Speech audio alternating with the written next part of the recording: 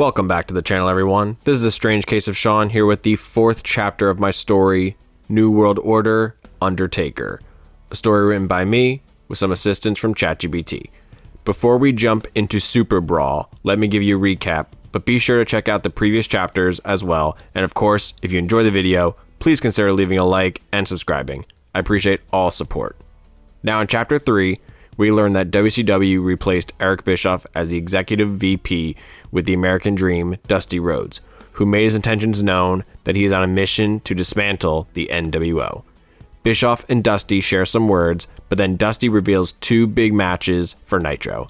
The first being a handicap match with the Giant facing off against any two of the nWo, and the second being a #1 contenders match for the Undertaker's WCW Championship between Bret Hart and Lex Luger.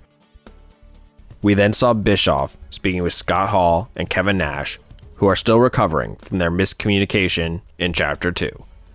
Bischoff inspires them to continue their fight against WCW. Bischoff then speaks with Undertaker and Percy Pringle. Bischoff talks about wanting to be in the know of all things nWo as a member, and Taker and Percy brush it off. Bischoff wants Hall and Nash to take on the Giant, while Percy mentions having Randy Savage and Curt Hennig instead, as Hall and Nash have been failing as of late. Things get tense between Bischoff and Percy, but Taker steps in and tells Eric to call Percy Paul. Taker then decides to send Hennig and Savage against the Giant. We then see a WCW United States Championship match between Diamond Dallas Page and Goldberg, which is interrupted by the Outsiders.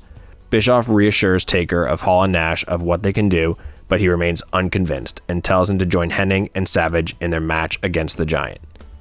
In the handicap match, we see the Outsiders interfere once again, but this time DDP and Goldberg come to the Giant's aid and sends Bischoff running away. He runs to the parking lot and sees Taker and Paul preparing to leave, as Paul says they have much to do. Dusty then announces an 8-person tag team match for SuperBrawl that will see the Outsiders, Savage, and Hennig take on the Giant, DDP, Goldberg, and a partner of their choosing. In the main event, we see Lex Luger and Bret Hart fight for the #1 contendership for the WCW World Heavyweight Championship. But before that match begins, Hart requests that whoever doesn't fight Taker at SuperBrawl volunteers themselves to be on Team WCW against the nWo, which Luger agrees to. Hart defeats Luger with the sharpshooter and will take on the Undertaker at SuperBrawl. And we are now here. So let's get started, shall we? The first major match of the evening is the 8-person tag team match. First out are the members of the nWo. Randy Savage leads the team, out followed by Curt Hennig, and the Outsiders, Scott Hall and Kevin Nash. The team looks confident and ready for a fight. They receive mixed cheers and boos from the sold-out audience. They anticipate their tough match ahead of them. Next out are their opponents. First out is Lex Luger, followed by DDP and the Giant, and they make their way to the ramp. Then we see Goldberg make his traditional entrance. After his pyro finishes, he meets up with his team, but instead of regrouping with them, he charges the ring, and the rest of the WCW faithful follow suit, and they lead a barrage of attacks on the nWo. The referee rings the bell in a panic. Fists are flying wildly. The Giant tosses Hennig over the top rope like a sack of bricks, while Goldberg tackles Nash into the corner and rains down punches. Savage brawls with Diamond Dallas Page across the ring, spilling to the outside. Luger flaws Hall with a back elbow, then joins the Giant to double-team Hennig on the floor. Order is finally restored as DDP and Savage are declared the legal men to start.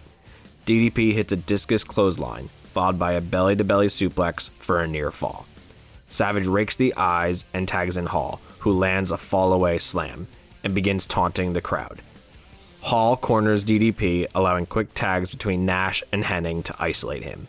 Nash hits a big boot and snake eyes, followed by Hennig's signature knee lift. DDP fights back with a desperation lariat and scrambles to tag in Goldberg.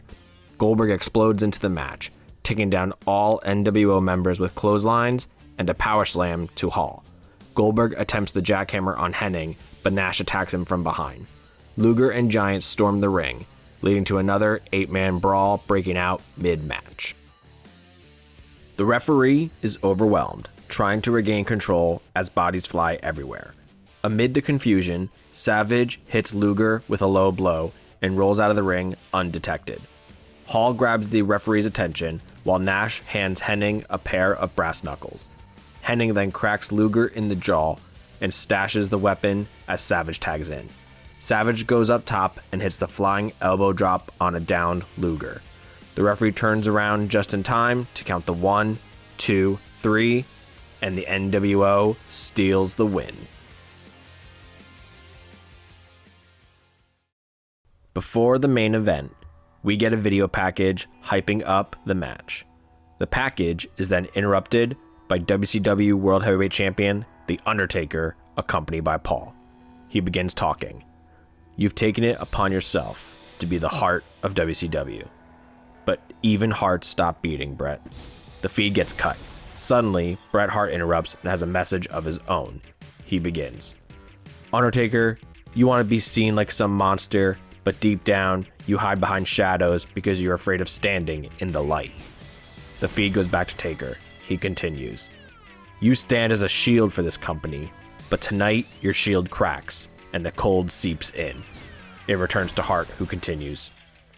"You call yourself a leader, but all I see is a coward draped in black, too scared to fight without smoke and mirrors." Now back to Taker, who continues. "This isn't about pride, belts, or banners. This is about the reckoning you've been running from."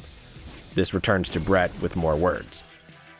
"I've faced legends, tyrants, and traitors, and I've beaten them all, face to face, not from behind a mask of fear."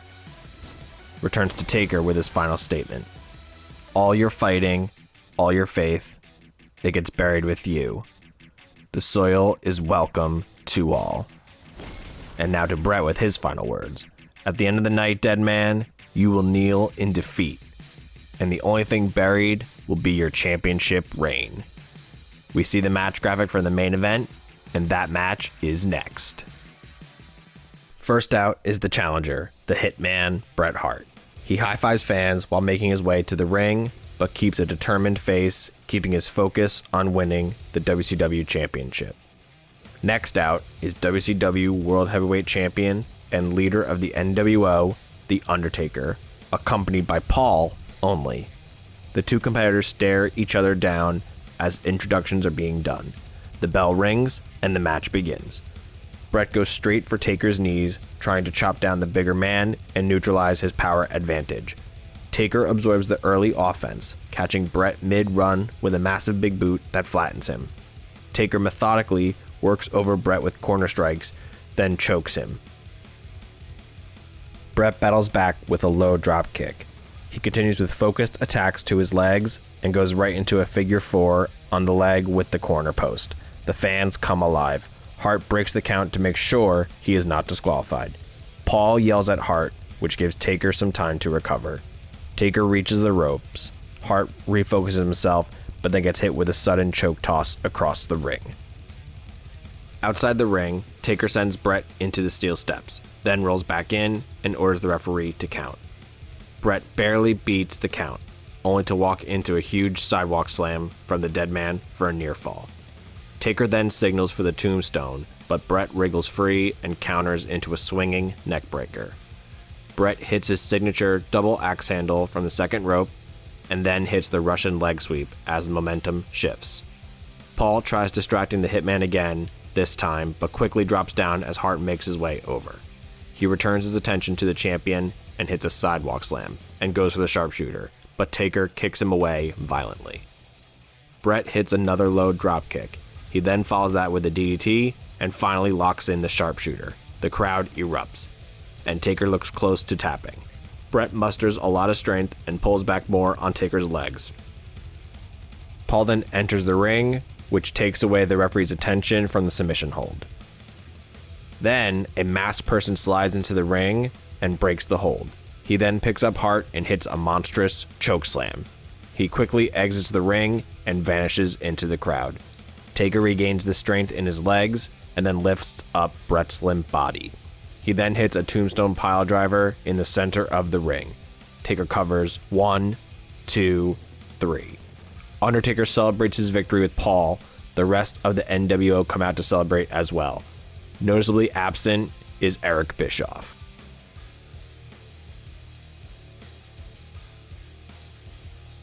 The camera then cuts to Dusty Rhodes speaking with Eric Bischoff backstage. Dusty begins.